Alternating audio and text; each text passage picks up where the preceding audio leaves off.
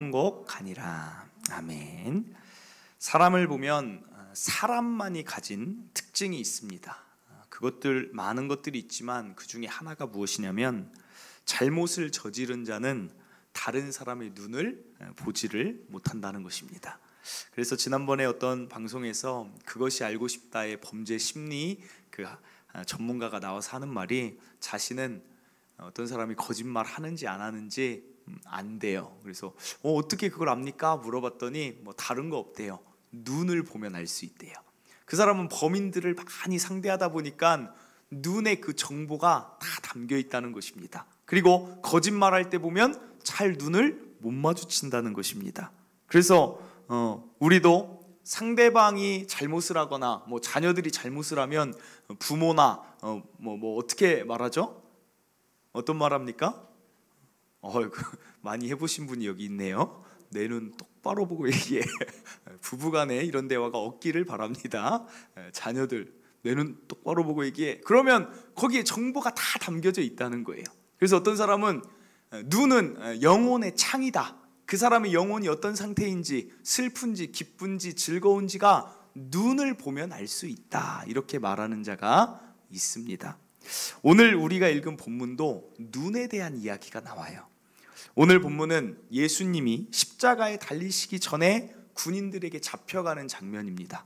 그런데 이때 어떤 일이 일어나냐면 제자들이 다 도망을 갑니다. 딱 한 명 빼고. 한 명은 누구냐면 요한이라는 제자입니다.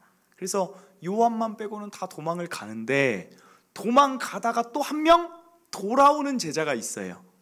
예수님께 돌아온 게 아니라 베드로라는 제자인데, 예수님 어떻게 되는지를 보려고 대제사장 가야바의 뜰에 돌아오는 자가 하나 있습니다. 그게 베드로인데, 왜 대제사장의 집에 오냐면 유대인들은 대제사장에게 재판을 받아야 합니다. 그러니까 그 집에 왔어요.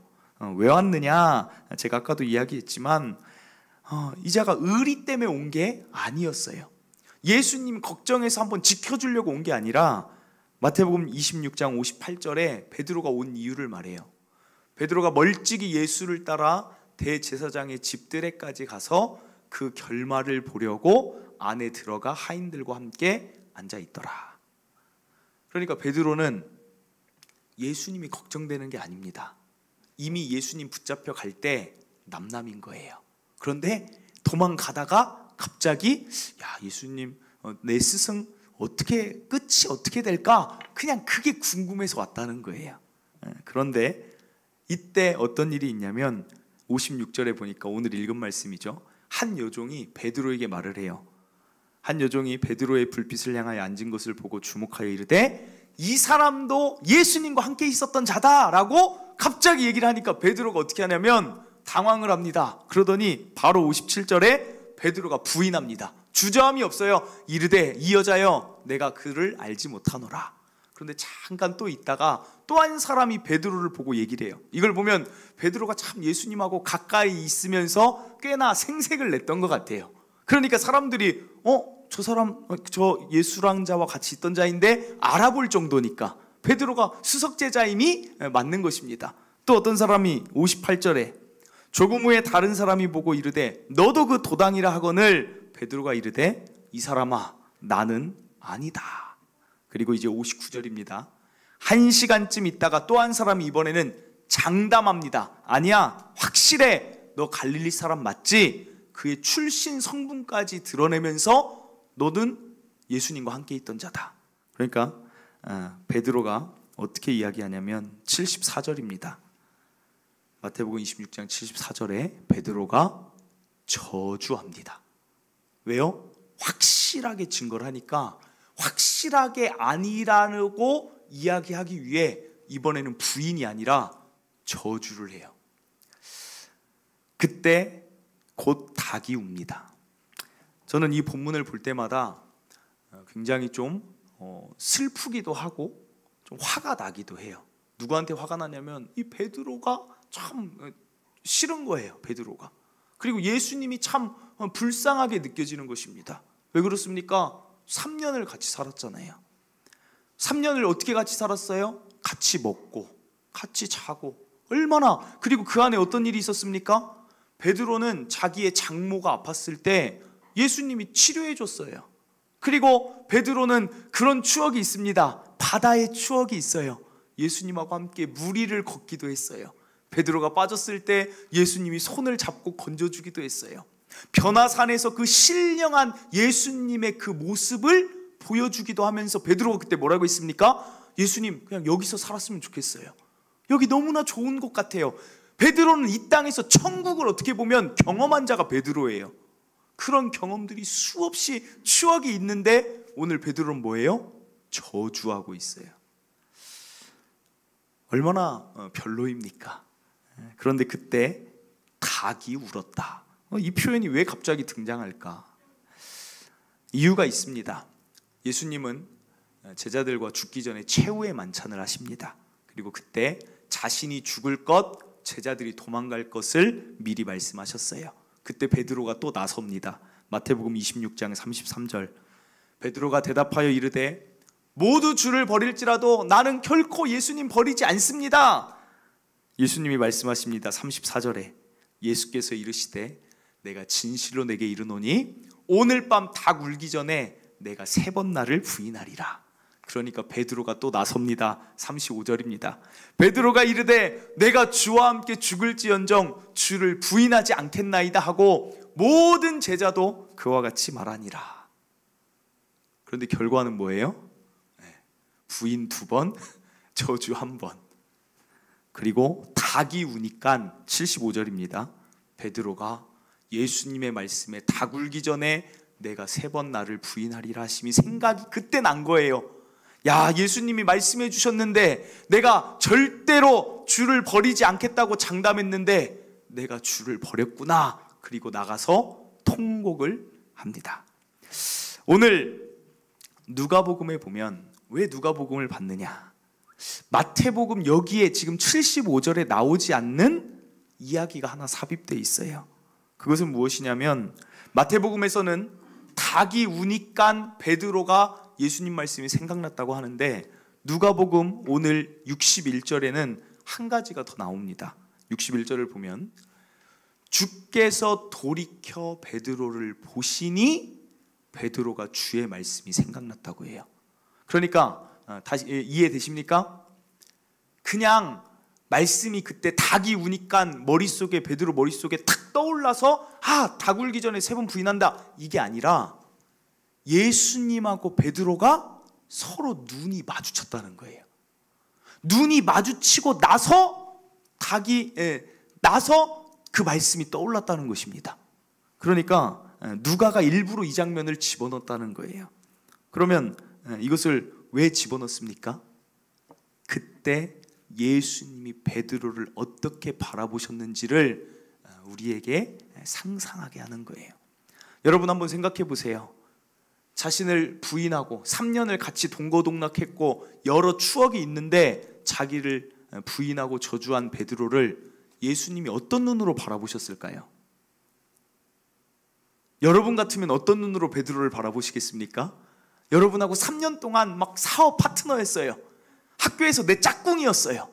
나랑 같이 그 차 타고 다니면 내 카풀 대상이었어요. 근데 그 사람이 나를 부인하고 저주를 막 퍼부어요. 나는 그 사람한테 잘했는데. 여러분 눈빛 어떻게 할 것 같아요? 네, 그렇죠. 그냥 레이저가 나가요. 말은 안 해도 눈에서 이미 넌 알아서 해. 이게 나가야 돼요. 예수님 어땠을까요? 예수님 눈으로 한번 상상해 보자는 거예요. 예수님의 눈빛이 경멸하는 눈빛이었을까요? 베드로 너는 안 돼. 이미 말해줘도 너는 역시 안 되는구나. 실망의 눈빛이었을까요? 오늘 묘사되어 있진 않습니다. 그런데 단어에 보니까 그 헬라어 원어를 보니까 거기에 힌트가 담겨져 있더라고요. 오늘 예수님이 베드로에게 바라보시는 그 보다라는 그 단어를 헬라어로 어떤 단어를 쓰냐면 엠블레포라는 단어를 써요. 엠블레포라는 그 보다라는 단어를 알기 위해서는 다른 곳에서 어떻게 사용했는지를 보면 그 단어를 알 수 있습니다. 이 단어를 보니까 어떻게 나와 있냐면 이 단어는 마가복음에서 부자 청년이 예수님께 나와서 물어봐요. 영생을 어떻게 하면 얻을 수 있습니까? 그러니까 예수님이 그 부자 청년을 보면서 말씀을 하십니다. 그게 마가복음 10장 21절이에요. 예수께서 그를 보시고, 여기서의 이 보시고가 엠블레포라는 단어가 들어가요. 그런데 그 보는 눈빛이, 그 마음이 어떠하냐? 그 다음 이어지는 말씀이 뭐예요? 사랑하사가 이어져요. 그러니까 이것은 우리말로 번역을 해서 그렇지만 이 단어의 의미를 살려서 직역을 하자면 이런 거예요. 예수님이 부자 청년을 사랑하는 눈빛으로 바라보시며 라고 해석되는 단어라는 것입니다. 사랑의 눈빛으로 보시고, 또 하나가 있습니다. 어떤 것이냐? 내게 부족한 것이 있다. 이것은 이렇게 하면 된다. 즉 부족하지만 너는 그것을 충분히 할 수 있고 내가 채워줄 수 있고 너는 할 수 있는 자라는 기대와 소망의 눈빛이 엠블레포라는 단어라는 거예요.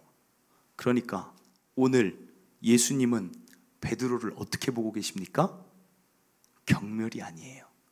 자기를 2번이나 부인하고 저주했지만 예수님은 실망하지 않습니다. 어떻게 보십니까? 나는 너 사랑해. 너가 나를 그렇게 했어도 나는 너가 좋아. 너가 그렇게 나를 저주했어도 너는 할 수 있는 자야. 그렇게 보고 계신다는 거예요. 사랑하는 성도 여러분, 오늘 이 예수님의 눈빛, 오늘 본문을 통해 알 수 있는 사실 첫째가 무엇입니까? 오늘 저와 여러분도 하나님은 엠블레포의 눈빛으로 바라보고 계신다는 것입니다. 때로는 우리 성도들을 보면 참 안타까운 건 뭐냐면, 저 스스로도 그래요. 때로는 우리가 참 믿음 생활하지만 약해질 때가 있어요. 언제 약해집니까? 스스로 좀 형편없어 보일 때가 있지 않습니까? 무슨 말이냐? 내가 알아요, 머리로. 하나님이 뭘 좋아하시는지 알아요. 그런데 내 삶은 그걸 못 따라갈 때가 있어요. 정말 기도해야겠다 마음은 있는데 나는 여전히 오늘도 기도하지 않고 살아갈 때가 있어요. 때로는 예배를 더 잘 드려야지. 근데 예배 자리에 잘 나오지 않을 때도 있어요. 말씀 더 봐야지. 근데 말씀을 안 보고 살아요. 나는 세상보다 하나님이 더 좋습니다. 그런데 나를 보면 여전히 세상을 더 사랑하는 모습이 너무 많이 클 때가 있습니다. 어떤 의미로는 이게 다 예수님과 하나님 부인하는 거예요. 그럴 때 때로는 나 스스로 뭔가 굉장한 정죄감이나 나의 연약함 때문에 슬퍼질 때가 있어요.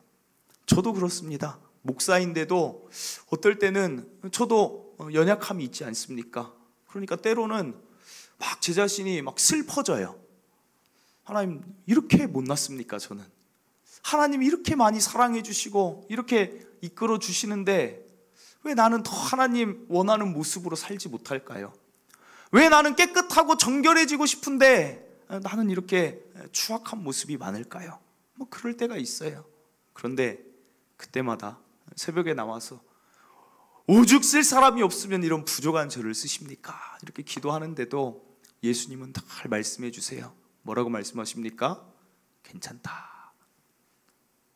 너의 약함, 너의 부족함, 있는 모습 그대로 나는 사랑한다.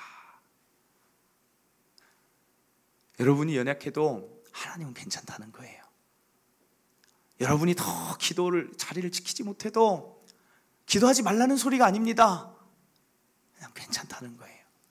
여러분 그거 아십니까? 여러분은 존재 자체만으로도 하나님께 특별한 자들이심을 여러분 알고 계십니까? 특별히 더 뭔가를 하지 않아도 하나님은 여러분을 사랑하십니다. 이 말씀이 이사야 43장 1절에 나와 있습니다. 우리 이 말씀 함께 읽어보도록 하겠습니다. 시작. 야곱아 너를 창조하신 여호와께서 지금 말씀하시느니라. 이스라엘아 너를 지으신 이가 말씀하시느니라. 너는 두려워하지 말라. 내가 너를 구속하였고 내가 너를 지명하여 불렀나니 너는 내 것이라. 저와 여러분은 하나님 거예요. 하나님 거. 내 자식 부족하다고 내 자식 버립니까? 내 자식 연약하다고 내팽개칩니까? 절대 그러지 않잖아요. 우리 연약해도 우린 하나님 것이니까 그냥 사랑하시는 것입니다.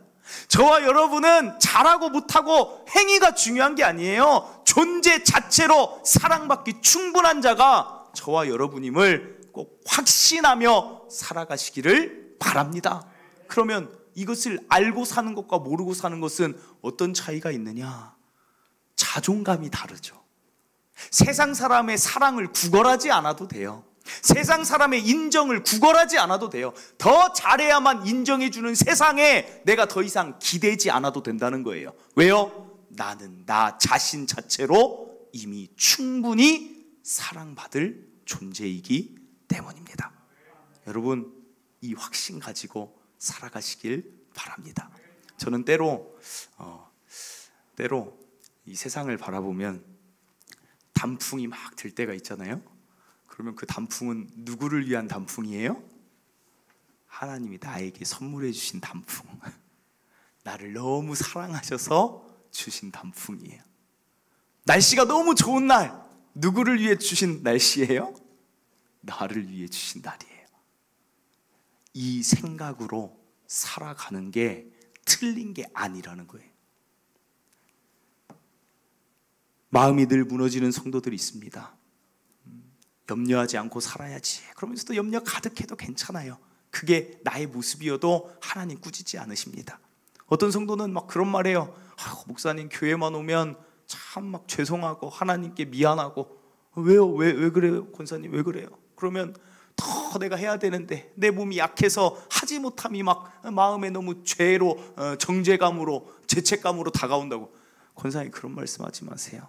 권사님 그 마음 자체로도 귀하고 권사님 그 자체로도 귀합니다. 그런 말씀하지 마세요. 여러분 있는 모습 그대로 하나님은 받으십니다. 그리고 저와 여러분을 얼마나 하나님이 사랑하시는지 이 말씀 오늘 꼭 기억하시길 바라요. 신명기 32장 10절입니다. 여호와께서, 제가 참 힘들 때마다 저는 이 말씀을 떠올려요. 여호와께서 그를 황무지에서 짐승이 부르짖는 광야에서 만나시고 호위하시며 보호하시며 자기의 눈동자같이 지키셨도다. 눈동자가 무엇일까요? 여러분 막 그런 거 TV에서 예능에 보면 가끔 그런 거 하더라고요. 눈 감나 안 감나 막 하면서 이래 눈 감나 안 감나 하면 격투기 선수가 나와서 난 절대 안 감어 막 하다가 탁 하면 눈을 감아요. 그 요새 예능 보면 그 김동현 선수인가 그 사람이 참 재밌더라고요. 나 격투기 뭐 하나도 안 무서워 막 그러면서 누가 살짝만 하면 눈 감고 있어요. 그런데 그게 정상이에요. 눈이 가장 중요하고 눈동자가 중요하니까 눈이 깜빡이는 거예요. 하나님이 우리를 어떻게 지키신대요? 눈동자처럼 자동적으로 그냥 보호하신대요. 그런데 오늘 말씀은 또 원어로 보니까 그 의미 이상이에요. 어떤 의미가 있냐면 우리가 누군가를 사랑하면 어떻게 됩니까?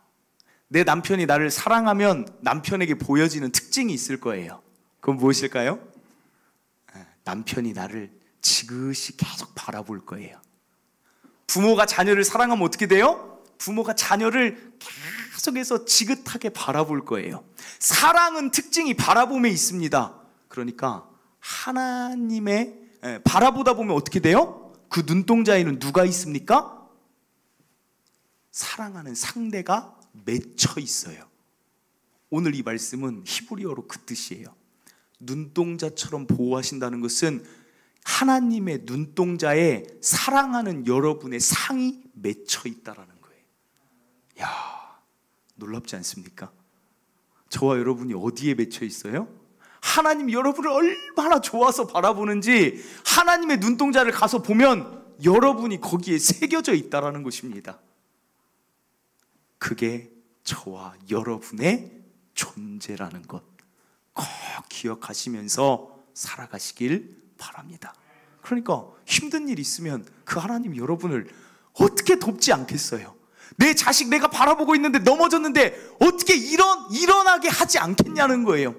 배고파서 쩔쩔 굶고 있는데 부모가 자녀를 바라보고 있어요. 배고파서 힘이 없는데 먹을 것을 주지 않겠냐는 거예요. 하나님 눈동자에 맺혀 있기 때문에 그것은 약속입니다. 자동적으로 보호하심이 약속이 여기에 담겨져 있는 것이고, 자동적으로 필요한 것 채우신다는 약속이 이 말씀에 담겨져 있는 것입니다. 그러므로 코로나19로 어려워도 여러분 걱정하지 마세요. 노후 대책 걱정하지 마세요. 자녀들 부모의 눈에만 맺혀 있는 게 아니라 내 자녀도 하나님의 눈동자에 새겨져 있는 하나님 자녀예요. 그래서 걱정하지 말라는 거예요. 내 자녀의 앞길은 하나님이 책임져 주십니다. 자녀를 하나님 안에서 키우면 좋은 이유가 뭡니까? 그 자녀가 이 하나님의 사랑의 눈빛을 알고 자라나면 그 자는 자존감이 높은 자로 어디 가서도 주눅들지 않고 살아가는 자가 되는 거예요.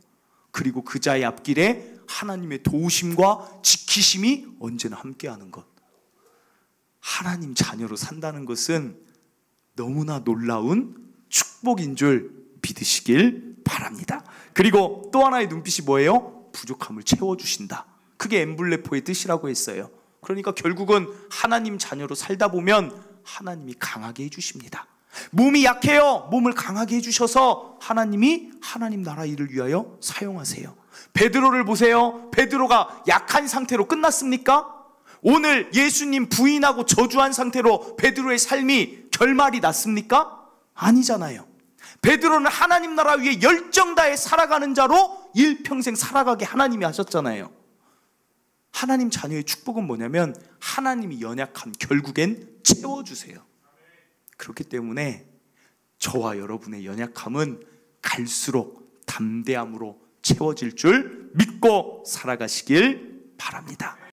이어서 한 가지만 더 살펴볼게요. 61절에 주께서 돌이켜 베드로를 보시니 베드로가 주의 말씀이 생각납니다. 그리고 나서 베드로가 하는 일이 뭐냐면 62절에 밖에 나가서 심히 통곡하였다라고 나와요. 통곡은 베드로가 회개의 눈물을 진심으로 흘렸다는 것입니다. 이게 왜 중요하냐면 이 장면을 다시 한번 잘 생각해 보길 바랍니다. 예수님이 베드로를 처음 만났을 때부터 예수님은 한결같이 사랑의 눈으로 바라봤어요. 예수님은 베드로에게 늘 너는 개바야 반석이야 내 위에 교회를 세울 거야 늘 소망의 말씀하셨어요. 오늘도 마찬가지예요. 베드로가 부인하고 저주했어도 사랑의 눈으로 보셨고 소망의 말씀으로 눈빛으로 바라보셨어요. 그런데 누가 오늘 이 통곡한 이유는 무엇입니까? 예수님은 그대로였는데 지금 누가 변화가 된 거예요? 베드로가 3년 만에 드디어 반응이 일어났다는 것입니다. 그리스도인은 무엇이냐? 하나님 자녀는 세상 사람들과 뭐가 다르냐? 교회 다니는 사람들은 뭐가 특징이냐라고 한다면 바로 오늘 이 말씀 반응이 일어나면 그 자가 하나님의 자녀예요. 이해되십니까? 베드로가 3년 만에 반응했지만 반응이 나타났기 때문에 그 자는 하나님의 자녀였고 하나님의 사도로 성장하며 살아가게 된다는 거예요. 오늘 기억할 둘째가 이거예요. 반응이 있다라면 내가 하나님의 자녀고 그리스도인이라는 것입니다. 이 말을 왜 하느냐? 아까도 이야기한 것처럼 성도들은 가끔 보면 이 부분을 참 의심을 많이 해요. 어떤 부분이냐면 하나님이 날 사랑하는 걸 안 돼요. 내가 하나님 자녀라는 걸 안 돼요. 그런데 뭘 확신을 못하냐면 구원은 확신을 못해요. 여기서 오늘 손 들어보라고 할까요? 그러면 아마 곤란해질 거예요. 여러분 구원 받았습니까? 오늘 죽어도 당장 하나님 나라 들어갑니까? 무엇으로 확신하십니까? 무엇으로 확신하세요? 왜 대답이 없어요? 확신 무엇으로 하는 거예요? 그냥 내가 확신하면 들어가는 겁니까? 믿으면 그냥 들어간다고 했으니까 들어가요? 왜 여기서 늘 걸리냐면 성도들이 또 연약함에 무너지는 거예요. 내가 하나님 자녀라는 걸 아는데 자기를 또 잘 봐요. 자기를 잘 봐요. 그랬더니 여전히 죄를 짓고 살아요. 여전히 거짓말을 하고 살아요. 내 안에 미워하는 마음이 가득해요. 그러니까 자신이 없는 거예요. 하나님 자녀로 오늘 내가 선택된 것은 아는데 하나님 나라 들어갈 만큼은 내 스스로 볼 때 좀 아닌 것 같은 거예요. 그러니까 구원은 확신을 못 해요. 그래서 제가 놀랐습니다. 야, 하나님 자녀인 걸 이제 아이들 가르칠 때 하나님 자녀인 것을 확신하는데 왜 구원은 확신을 못하냐? 그럼 하나님 나라는 누가 들어가겠냐? 그런데 제가 좀 하나님께 좀 잘못한 게 많은 것 같아요. 그런 정죄감에 늘 시달린다는 것입니다. 사랑하는 성도 여러분, 구원은 아까도 이야기했지만 믿으면 돼요. 믿으면. 다른 거 없습니다. 뭘 믿으면 됩니까? 예수님이 나를 위해 이 땅에 오신 구원자임을 믿으면 돼요. 원래는 내가 내 죄를 형벌을 받았어야 되는데 하나님이 우리를 눈동자같이 사랑하니까 우리가 형벌받는 것을 보지를 못하는 것입니다. 그래서 어떻게 해요? 예수님 보고 대신 받으라고 하는 거예요. 그래서 하나님의 아들 예수님 보고 대신 받으라고 해서 우리는 하나님 보실 때 뭐예요? 죄가 없어진 상태가 된 것입니다. 그래서 예수님의 죽음이 나 때문입니다. 이걸 믿는 자는 그냥 구원입니다. 그럼 여전히 죄 짓는 모습은 어떻게 할 거예요? 그걸 믿기는 하는데 죄 짓는 모습, 이건 이렇게 생각하시면 됩니다. 나의 죄 짓는 모습이 여전히 있다 할지라도 내가 아직 완전하게 이르지 못했다 뿐이지 우리는 점점 더 어떻게 돼요? 그것을 이길 수 있는 자가 될 것입니다. 그래서 오늘 말씀이 중요하다고 하는 이유는 죄가 여전히 있지만 우리 안에 하나님에 대한 그 반응이 나타나면 언젠가는 그 죄도 이길 수 있게 된다는 거예요. 말씀에 요한일서 3장 9절입니다. 하나님께로 난 자마다 죄를 짓지 아니한다. 이 말은 죄를 안 짓는다는 게 아니라 너희는 죄를 이길 수 있는 상태로 너희들은 되어진다라는 것입니다. 그 이유가 무엇이냐? 이는 하나님의 씨가 여러분 안에 들어있다는 것입니다. 즉 지금 당장 내가 완전한 의인이 돼서 하나님 자녀고 구원받는 게 아니라 여러분 안에 뭘 보면 압니까? 하나님의 씨가 있는 자는 자꾸만 반응하고 싶어져 하는 거예요. 베드로 3년 동안 반응하지 않았습니다. 그러나 그 안에 뭐가 있었어요? 하나님의 씨가 있었어요. 그러니까 어떤 순간 결국은 그 사랑에 반응하여 통곡하잖아요. 그리고 그 다음부터 계속 반응해서 하나님의 사도로 살아가잖아요. 저와 여러분도 그 과정을 지금 겪어나가고 있는 것입니다. 여러분 안에 오늘 예배의 자리에 왔어요. 왜 왔습니까?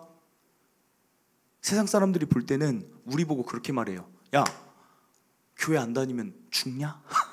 댓글이 다 그거예요. 저 댓글 봅니다. 교회 딱 뭐 하나 뜨고 나면 댓글을 막 봐요. 그럼 사람들이 있어요. 교회 안 다니면 죽냐? 왜 예배로 모이냐? 그런데 왜 우린 예배로 모여요? 왜 마스크를 쓰고 답답한데도 왜 예배로 모입니까? 그들 안에는 하나님의 씨가 없어요. 아니, 있을 수도 있는데 아직 반응하지 못한 자들도 있어요. 그런데 저와 여러분은 하나님의 씨가 있으니까 반응으로 이 자리에 올라온 거잖아요. 그러니까 이것은 곧 뭐예요? 여러분이 하나님의 자녀라는 확실한 증거라는 거예요. 여러분은 오늘 이 세상이 무너져도 여러분은 그 안에 씨가 있기 때문에 반응하며 살기 때문에 하나님의 자녀라는 확실한 증거 때문에 구원이 확실시 되는 것입니다. 여러분 교회 다니다 보면 자꾸 그런 마음 드세요? 내가 당장 새벽 기도에는 잘 못 나가지만 하나님의 말씀이 성전에서 선포되고 나면 여러분들 안에 그래, 내가 내일부터는 새벽을 반드시 깨울 거야. 그리고 알람이 울립니다. 그러면 끕니다. 그러고 자요. 그리고 일어나서 생각해요. 알람이 언제 울렸지? 그리고 그냥 넘어가다가 그냥 다음에 나가자. 그래도 여러분들 안에 지금 뭐가 꿈틀거렸어요? 하나님의 씨가 움직이는 거예요. 야, 나 기도해야 되는데. 그 생각이 든다는 것 자체가 여러분이 하나님의 자녀라는 확실한 증거라는 거예요. 내가 교회를 더 섬기고 싶어요. 그런데 이런저런 일에 취하다 보니까 교회를 잘 못 섬겼어요. 그러나 아니야, 이럴 때라도 나가야 돼 하고 1년 52주 가운데 한 주 토요일날 나와서 청소를 했어도 그 안에는 지금 뭐가 있는 거예요? 하나님의 씨가 있는 것입니다. 그럼 그 자는 하나님의 자녀예요. 여러분 흔들리지 마세요. 여러분은 하나님의 확실한 자녀이기 때문에 오늘 이 자리에 있고 영상으로 예배를 드리는 것입니다. 이게 흔들리면 얼마나 안타까워요. 확실시된 구원받은 자인데 늘 죽음을 걱정하고 사는 삶처럼 그 두려운 삶이 없어요. 나 정말 천국 갈까? 나 진짜 나 하나님 나라 들어가게 할까? 이미 하나님이 들어가게 하셨는데 혼자 고민하고 사는 거예요. 나 더 살고 싶다. 죽음이 두렵다. 얼마나 미련한 삶입니까? 아파트가 문이 열려 있어요. 자녀 언제든 들어오게 하는데 자녀가 엘리베이터에서부터 걱정해요. 엄마 아빠가 나 들어오라고 할까? 나 정말 엄마 아빠 집 들어가도 되나? 얼마나 유치원 갔는데 걱정을 해요. 엄마 아빠가 오늘 나오라고 할까? 바보 같은 삶이잖아요. 여러분, 확신하며 사시길 바랍니다. 구원 흔들리지 마세요.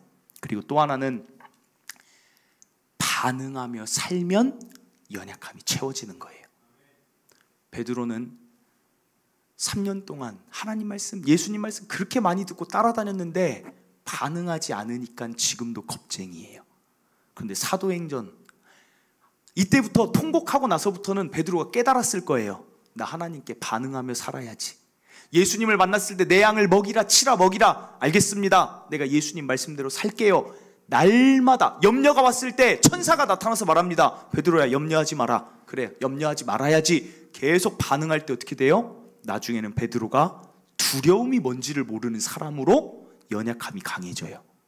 혹시 여러분 가운데 내가 하나님 자녀지만 나 왜 이렇게 약할까? 그럼 그 사람에게 해법은 무엇입니까? 반응을 더 해보세요.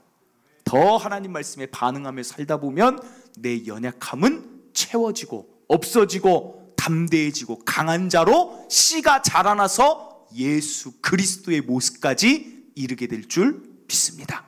반응하는 게 신앙이다. 꼭 기억하시길 바랍니다. 말씀을 맺습니다. 오늘 본문의 이야기는 사실 우리가 알 때 배신의 이야기잖아요. 아픔의 이야기고 슬픔의 이야기인데 사실 이 이야기의 진짜 이야기는 뭐예요? 사랑의 이야기고 소망의 이야기였다는 거예요. 그 이유는 첫째로 이 본문을 통해 알 것, 하나님은 여러분이 약해도 괜찮다. 엠블레포의 눈빛. 너는 소망이 있다. 너의 있는 존재 자체로 나는 사랑한다.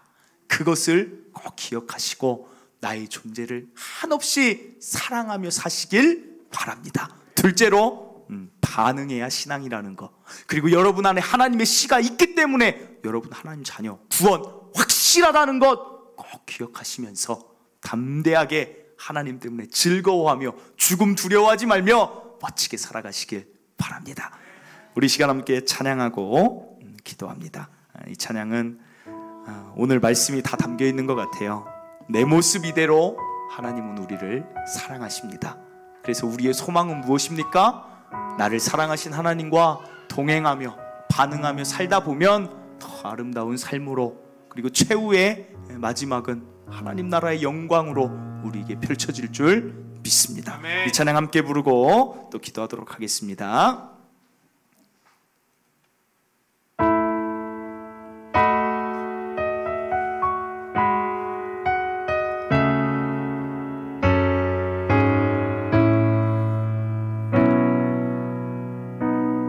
모습 이대로 사랑하시네. 연약함 그대로 사랑하시네. 나의 모든 발걸음 주가 하시나니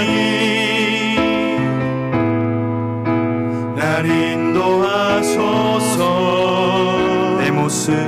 내 모습 이대로 사랑하시네. 연약함 그대로 사랑하시네.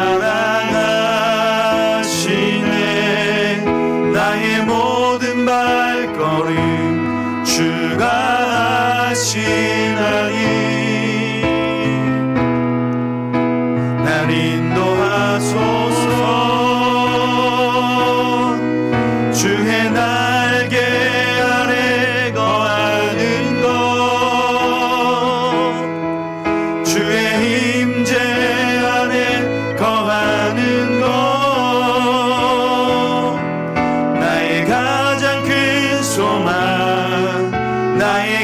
가장 큰 은혜 주와 함께 동행하는 일 주의 날개 아래 거하는 것 주의 임재 안에 거하는 것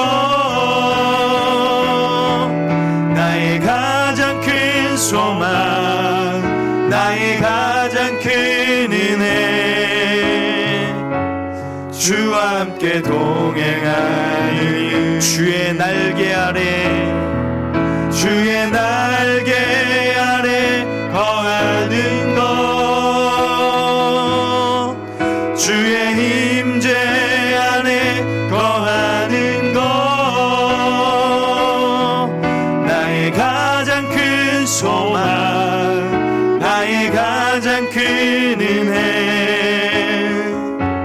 주와 함께 동행하는 아멘. 사랑하는 성도 여러분, 이제 의심하지 마세요. 우리의 연약함에 너무 집중하지 마세요.